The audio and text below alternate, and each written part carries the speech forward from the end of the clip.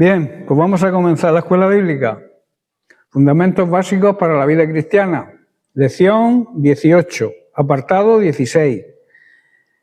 Hablamos de la resurrección de los muertos. Y voy a hacer un pequeño resumen, muy corto.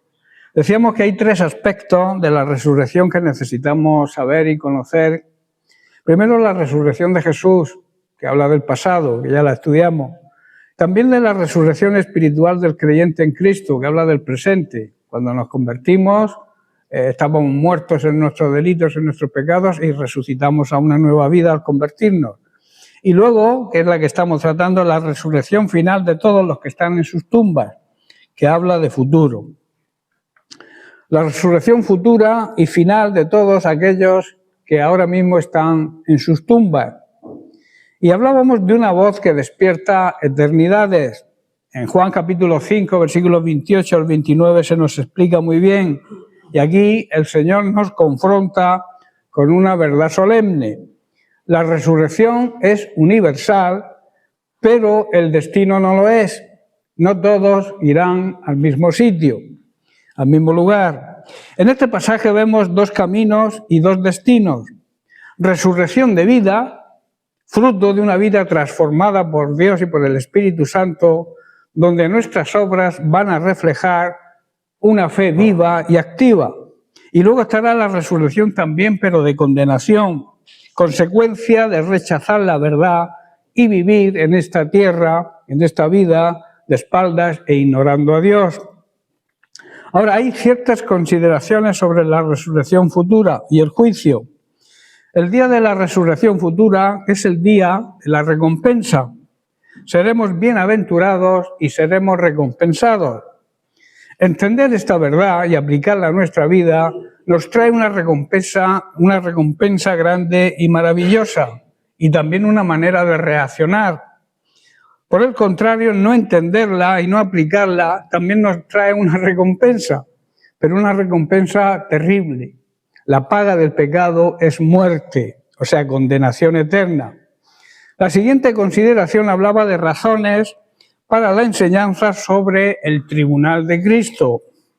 Primero, para trabajar, para servir, porque el Señor recompensa a todos según su conducta y cómo merecen sus hechos. No la salvación, estamos hablando de recompensas, de premios. La salvación no la perdemos si realmente hemos nacido de nuevo, si somos verdaderos cristianos. Pero las recompensas, unos tendrán más y otros tendrán menos.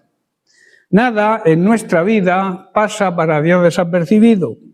Sus ojos ven cada camino que tomamos, ven también cada decisión y también ve con qué intención hacemos las cosas. Otra razón para entender el tribunal de Cristo es que debemos trabajar en el poder del Espíritu Santo. En Juan 6:63 vemos cuando la palabra se vuelve vida. Dice, el Espíritu es el que da vida, la carne para nada aprovecha. Las palabras que yo hablo, dice Jesús, son espíritu y son vida. La siguiente razón, ya entramos en materia nueva, para entender el tribunal de Cristo es para trabajar, pero hacerlo en el temor de Dios. El temor de Dios no es miedo, no es pánico, es reverencia a Dios, es obediencia a Dios. Eso significa trabajar en el temor de Dios. En 2 de Corintios capítulo 5, verso 10, Pablo nos dice, porque es necesario que todos nosotros comparezcamos ante el tribunal de Cristo, para que cada uno reciba según lo que haya hecho mientras estaba en el cuerpo, sea bueno o sea malo. Esto quiere decir que habrá una recompensa para los buenos y otra recompensa para los malos. Este versículo nos despierta y nos recuerda que la vida no es solo lo que vivimos aquí y ahora. Hay una rendición de cuentas eterna y futura. No se trata de vivir con miedo, sino con conciencia. Cada decisión, cada palabra, cada intención tiene valor delante de Dios. Nada es insignificante para Él. Por tanto, el tribunal de Cristo no es para condenación del creyente, porque su juicio ya fue en la cruz, sino para reconocimiento y para recibir nuestra recompensa. Es el momento donde lo oculto será visible y donde Dios revelará el verdadero peso de nuestra vida. Los libros serán abiertos y ahí estará escrito toda nuestra vida. Y aquí hay una enseñanza práctica. Muchas veces vivimos como si nadie nos fuera a pedir cuentas, pero este pasaje nos advierte, lo creas o no, todos compareceremos. No dice algunos, no dice los buenos, no dice los malos, Pablo dice todos. Y eso cambia la manera de vivir, o debe cambiar la manera de vivir, porque ya no hacemos las cosas solo por apariencia, que eso es hipocresía, sino con sentido eterno. Hay algo muy importante aquí. Dios no solo mira lo que hacemos, sino cómo y por qué lo hacemos, las intenciones, la motivación que tengamos. Quizá puedas hacer algo bueno, pero con un corazón equivocado. Y puedes hacer algo pequeño, pero con un corazón sincero, y eso tiene un peso eterno. Entonces la pregunta no solo sería ¿qué estoy haciendo?, sino ¿para quién lo estoy haciendo? Lo que hago, ¿para quién lo hago? Y aquí hay una aplicación práctica, y es que debemos vivir pensando no en lo terrenal, sino pensando en la eternidad, no solo en el momento en que vivimos, sino en el futuro eterno. Cuidamos nuestras motivaciones y no solo nuestras acciones. Tenemos que hacer lo correcto, aunque nadie nos esté viendo.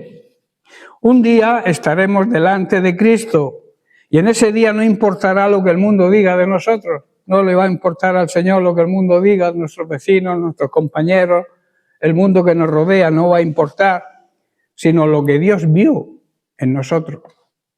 Por tanto, debemos vivir de tal manera que cuando llegue ese momento no haya vergüenza, sino gozo. El gozo de estar en la presencia, en ver al Señor cara a cara. Otra razón para entender el tribunal de Cristo es para que nuestro servicio sea hecho sinceramente y con la motivación correcta. Pablo en Colosenses capítulo 3, verso 23 nos dice: y todo lo que hagáis, escuchar bien, dice todo, no algunas cosas, todo lo que hagáis, hacedlo de corazón, como para el Señor y no para los hombres. Este versículo transforma lo cotidiano en algo eterno. No habla solo de grandes obras, sino de todo lo que hacemos. Lo visible, lo oculto, lo grande y lo pequeño. Todo. Ahí lo abarca todo. Por eso Dios no está buscando una perfección externa, o sea, la apariencia, sino un corazón entregado. Cuando hacemos las cosas de corazón, cambiamos la motivación. La motivación no es nuestra propia satisfacción, sino satisfacer y agradar a Dios. Ya no trabajamos para agradar tampoco a la gente, sino para honrar y para agradar a Dios. Lo que para otros pueda ser rutina, para Dios puede ser adoración, si se hace, claro, con la actitud correcta. Y aquí hay una enseñanza muy práctica. El problema no es lo que hacemos, es para quién lo hacemos, como dije antes. Porque cuando hacemos las cosas para los seres humanos, para las personas, para los hombres, nos desgastamos buscando que nos aprueben, buscando aprobación. Pero cuando lo hacemos para Dios, encontramos propósito incluso en lo más sencillo. Dios no mide como nosotros medimos. Nosotros vemos resultados, buscamos resultados. Dios mira, ve el corazón. Podemos estar en un trabajo que no nos gusta, en una situación difícil, haciendo cosas que nadie reconoce. Pero si lo hacemos como para el Señor, eso tiene un valor eterno. Y aquí hay una clave muy poderosa. La excelencia espiritual nace de una motivación correcta. No se trata de impresionar, se trata de honrar. Debemos hacer de nuestro trabajo diario como si fuera una ofrenda a Dios, nuestro trabajo secular, hacerlo como para el Señor, como una ofrenda para el Señor. Por eso los cristianos debemos trabajar como hay que trabajar, aunque el jefe no nos vea. Cambiar la queja por una actitud de servicio. Dejar de buscar el aplauso humano y buscar agradar a Dios en todo lo que hagamos. Cuando se entiende este principio, nuestra vida deja de ser común y corriente y se vuelve una vida con sentido, una vida con propósito y una vida con significado. Porque todo lo que hacemos, incluso lo más simple, se convierte en adoración cuando lo hacemos para el Señor. ¿Entendéis este principio, verdad? Ahora, la siguiente consideración sobre el día de la resurrección futura. Esta doctrina de la resurrección futura corrige algunas doctrinas, digamos, cristianas, entre comillas, pero que son erróneas, que están equivocadas. Por ejemplo, todo lo que importa es que seamos salvos y que vayamos al cielo. Esa es una doctrina que se oye y que es muy común. Esta frase suena muy espiritual, ¿verdad? Pero en realidad encierra una verdad incompleta y por tanto peligrosa. Se puede decir con claridad y con firmeza que reduce el Evangelio a un simple seguro de vida eterna, cuando en realidad el propósito de Dios es mucho más profundo. La salvación no solamente es un destino, es una transformación. Porque si solo se trata de ir al cielo, entonces ¿para qué hace falta el nuevo nacimiento? ¿Para qué la santificación? ¿Para qué la obra del Espíritu Santo en nosotros? Si el motivo principal es ir al cielo. Cristo no murió solamente para cambiarnos de lugar en la eternidad. Murió para cambiarnos hoy, aquí y ahora. El peligro de esta falsa doctrina es que produce creyentes pasivos, creyentes que calientan bancas en las iglesias, pero que no han llevado a Cristo a ninguno. A eso se le llama creyentes pasivos, no activos. Creyentes de butaca. Cristo, repito, no murió solamente para cambiarnos de lugar en la eternidad, murió para cambiarnos aquí. Y el peligro es que produce, lo que he dicho, esta falsa doctrina, creyentes pasivos, creyentes sin compromiso. Hace falta gente para limpiar la iglesia porque la limpie otro. No hay compromiso. Sin crecimiento, estancados. Sin hambre de Dios. Personas que dicen, yo soy salvo y los demás que corran. Pero siguen viviendo igual que antes de convertirse, sin evidencia de una vida espiritual real, y eso es muy serio y es muy peligroso. La Biblia no presenta la salvación como un punto de llegada, sino como el inicio de una nueva vida. No es solo escapar del infierno, es ser restaurado a la imagen de Cristo aquí y ahora. El cielo es el destino, sí, pero no es el único propósito de Dios. Dios quiere formar a Cristo aquí, en nosotros, librarnos del poder del pecado, enseñarnos a vivir en santidad y hacernos útiles en su obra. Ese es el plan y el propósito de Dios, por lo que Cristo vino a esta tierra, para que nosotros cumpliéramos con ese propósito. Decir solo importa ir al cielo es olvidar que el reino de Dios comienza aquí y ahora en el corazón de cada creyente.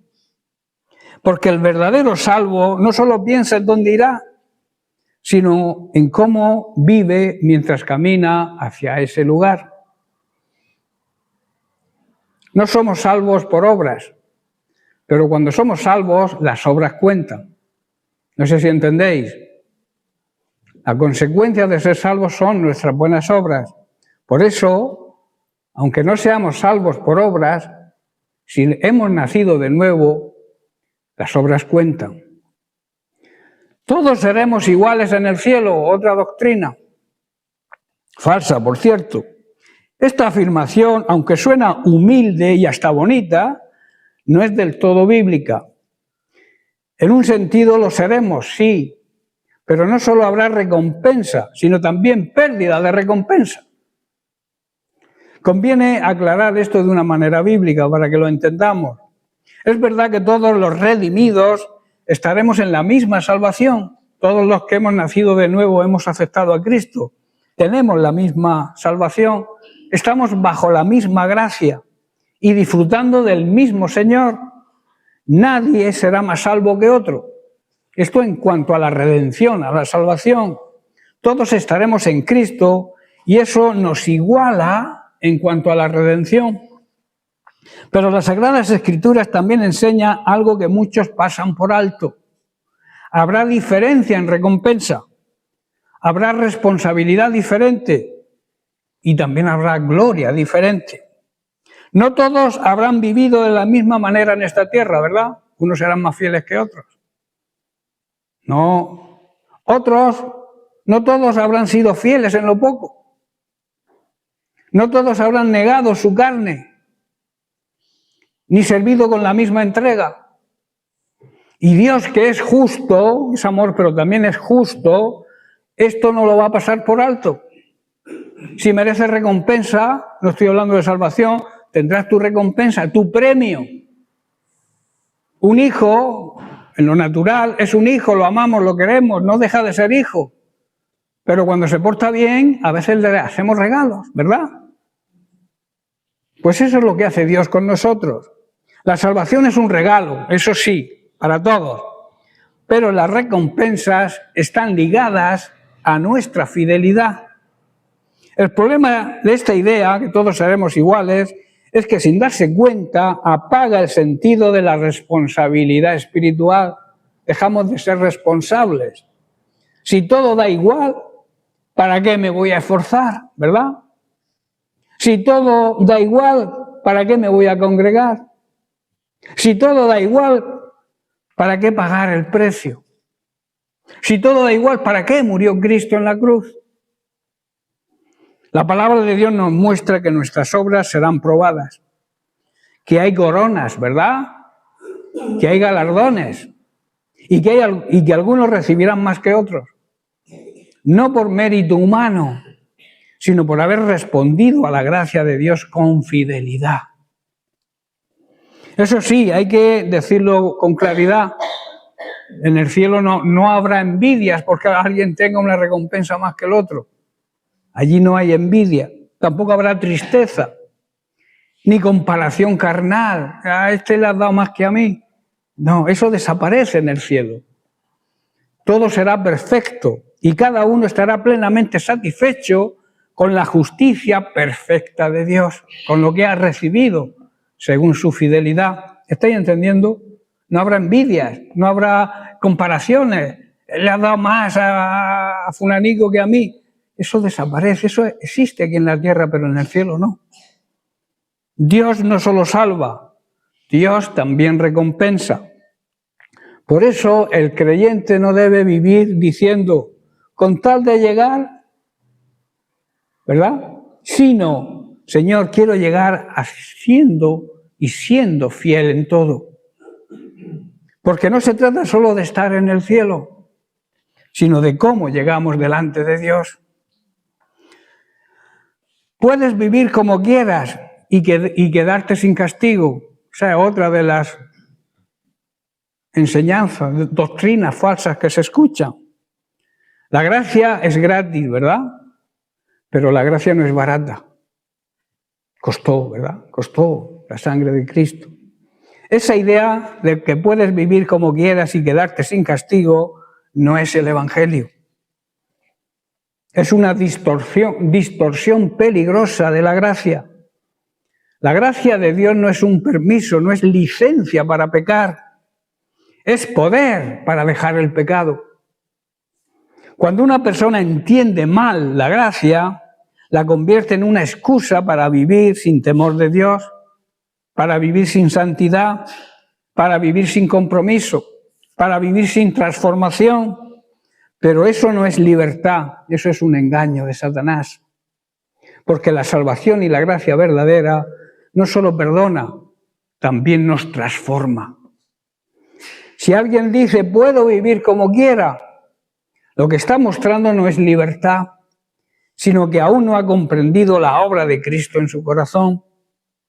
Porque cuando Cristo salva, cambia los deseos, cambia la dirección de nuestra vida, cambia la vida en general si realmente nos hemos entregado a Él. Dios es amor, sí, pero también es justicia. Y la Escritura es clara. Todo lo que el hombre o el ser humano sembrare, eso también segará. Esta es la ley de la siembra, ¿verdad? Si tú siembras patatas, ¿qué vas a recoger? Patatas. Lo que siembre es lo que vas a recoger. Si siembras amor, recogerás amor. Si siembras odio, vas a recoger odio. El problema de esta falsa doctrina es que adormece la conciencia, nos hace callar la conciencia y hace que el pecado parezca algo liviano, algo sin importancia. La santidad puede ser una opción. Dios es indiferente, pero Dios no es indiferente al pecado de sus hijos. Un padre que ama, ¿qué hace? Corrige, disciplina al hijo. Y Dios como padre trata a lo suyo de la misma manera. La gracia no te dice haz lo que quieras. La gracia nos enseña a vivir de manera que agrademos a Dios en todo. Por eso el verdadero creyente no vive preguntando ¿hasta dónde puedo pecar sin consecuencias? Sino, Señor, ¿cómo puedo agradarte cada vez más? Porque no se trata de evitar el castigo. Hay muchos que se apuntan a una religión para evitar el castigo por miedo a la condenación. No se trata de eso. Se trata de vivir en comunión con aquel que dio su vida por nosotros y nos salvó. La siguiente consideración sobre el día de la resurrección futura, y es que debemos rendir cuentas por las cosas hechas al cuerpo, al templo del Espíritu Santo. Lo que hagamos con nuestro cuerpo tendremos que rendirle cuentas al Señor también. Debemos rendir cuentas por todo lo que hagamos con nuestro cuerpo. Y lo tenemos que hacer de forma individual. Esto significa que no existe el señalar con el dedo, es que este lo hace. La responsabilidad está en nuestras manos, es personal. Y no podemos culpar a los demás de lo que nosotros hacemos, ni siquiera tampoco a la circunstancia de la vida. Otra cosa que debemos rendir cuenta es ante Cristo, que es el juez. Juzgará solo en amor y sin parcialidad. A él, Dios, Jesús, Cristo no tiene favoritos. Su memoria es perfecta y por tanto más vale que renunciemos a toda hipocresía ahora y no hagamos ostentación, porque entonces solo habrá honestidad. Más vale que empecemos ya a cambiar la hipocresía por la honestidad. Recuerda que cuando somos honestos ante Dios y confesamos nuestros pecados, Él nos perdona. En tercer lugar, tenemos que entregar cuenta de lo que hayamos hecho con el cuerpo, repito. Lo que hayamos permitido mirar a nuestros ojos. Lo que hayamos permitido escuchar a nuestros oídos. Lo que hayamos permitido amar a nuestro corazón. A creer en nuestra mente. A decir con nuestros labios todo lo que digamos tenemos que dar cuenta. A tocar con nuestras manos, a donde nos llevan nuestros pies. ¿Estáis entendiendo? Estoy enumerando todas las partes del cuerpo que tenemos que controlar, saber lo que miramos, saber lo que oímos, saber lo que hay dentro de nuestro corazón, cómo amar a Dios, lo que hay en nuestra mente, lo que decimos, lo que tocamos. A nuestro cuerpo hay que evitar que sea instrumento del pecado. De lo contrario, todo lo contrario a este son las cosas buenas que hayamos hecho con él, en el tiempo, en el dinero, en los talentos que Dios nos ha dado. En cuarto lugar, tenemos que dar cuenta de los secretos expuestos, de la vida secreta, la vida que no vemos los demás, pero que Dios sí la ve. Romanos 2:16 dice Pablo, en el día en que Dios juzgará por medio de Jesucristo los secretos de los hombres conforme a mi evangelio. Hay versículos que estremecen el alma o deben estremecer el alma solamente con leerlos. Cuando lees este versículo, el apóstol Pablo habla aquí de un día futuro, solemne, inevitable, el día cuando Dios juzgará los secretos, nuestros secretos. No solamente las obras que se ven visibles, no solamente las palabras pronunciadas, no solamente lo que otros conocen. Dios va a juzgar los secretos. Aquello que nadie vio, aquello que nunca salió a la luz, aquello escondido detrás de una sonrisa, aquello encerrado en la memoria, aquello oculto bajo apariencia religiosa. El ser humano mira el rostro, pero Dios mira el corazón. Tú me puedes engañar con tu cara, con tu expresión, con tu sonrisa, pero a Dios jamás lo vas a poder engañar. Los seres humanos pueden ocultarse de los demás, pero jamás lo pueden hacer de Dios. Vivimos en un mundo de apariencias, ¿verdad? Muchos saben construir una imagen externa, apariencia de santidad, apariencia de humildad, apariencia de fidelidad, apariencia de espiritualidad, pero Dios nos impresiona con lo externo. Dios atraviesa esa fachada. Dios penetra en la intención y en la motivación. Dios discierne hasta los pensamientos más ocultos que tengamos. ¿Estás comprendiendo? Y esto es digamos que es un gran y una tremenda verdad. Uno puede engañar a la iglesia, uno puede engañar a la familia, a tu esposo, a tu esposa, a tus hijos. Puedes engañar al pastor fácilmente, no hay problema.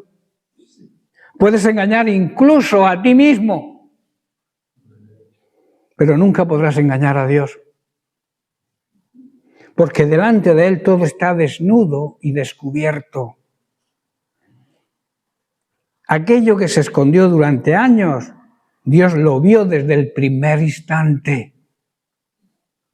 Aunque tú lo tengas en el olvido, creas que nadie lo sabe, nadie lo ha descubierto, pero Dios sí lo vio desde el primer momento.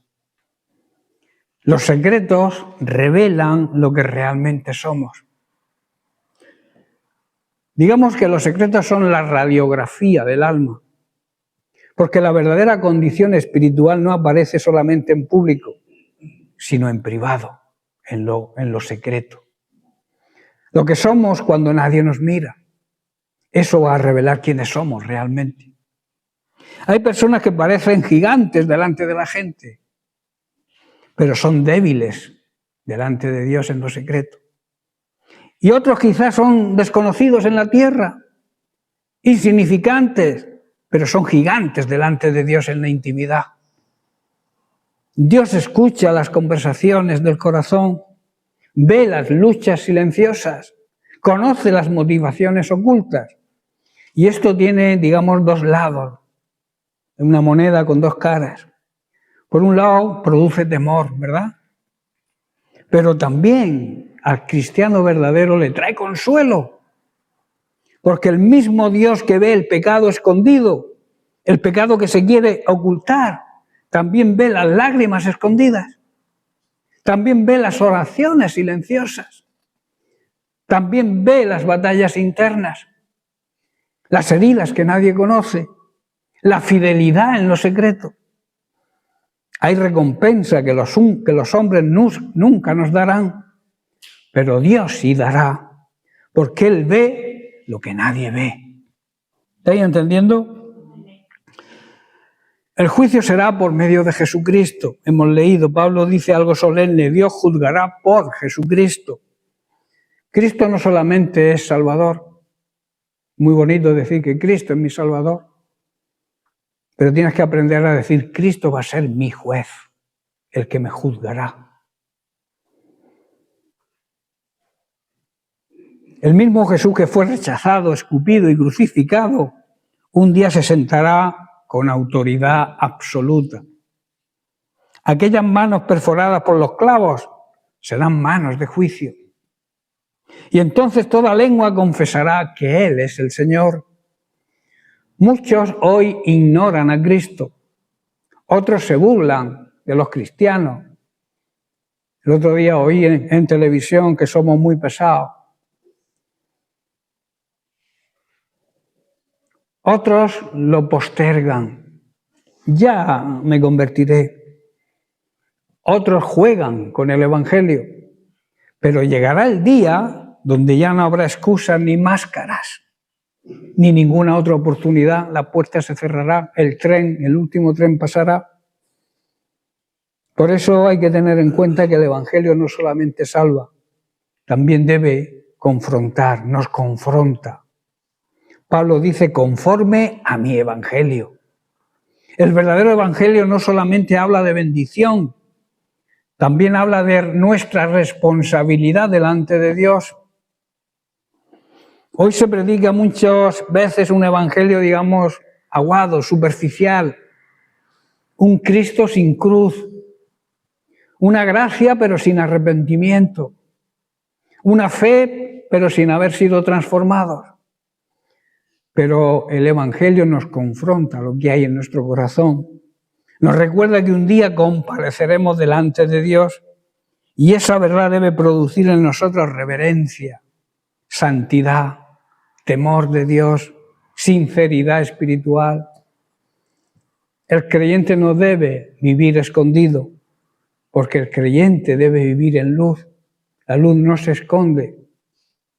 El Hijo de Dios también tiene luchas y debilidades, pero ya no vive ocultando su pecado, porque vive en la luz y la luz lo revela todo. La diferencia no es que el creyente sea perfecto, la diferencia es que vive en la luz de Cristo. El hipócrita se esconde, el arrepentido se quebranta. David, cuando pecó gravemente, pero cuando Dios lo confrontó con el profeta Natán, no cosió hojas de higuera como Adán. Las hojas de higuera sabéis que representan la religión, sino que clamó y dijo, crea en mí, oh Dios, un corazón limpio. Eso le agrada a Dios, un corazón sincero, un alma transparente, un alma arrepentida, una vida rendida a Dios. Hoy es el día de gracia, ¿verdad? Hoy es el día de salvación. Antes del juicio, antes del día del juicio, está el día de la gracia. Romanos 2:16 no fue escrito solamente para asustarnos, fue escrito para que despertáramos. Porque todavía existe la gracia de Dios, todavía hay gracia. Todavía Cristo salva. Todavía la sangre de Cristo nos limpia. Todavía hay oportunidad de arrepentimiento. Pero como he dicho, llegará el día en que se cerrará la puerta.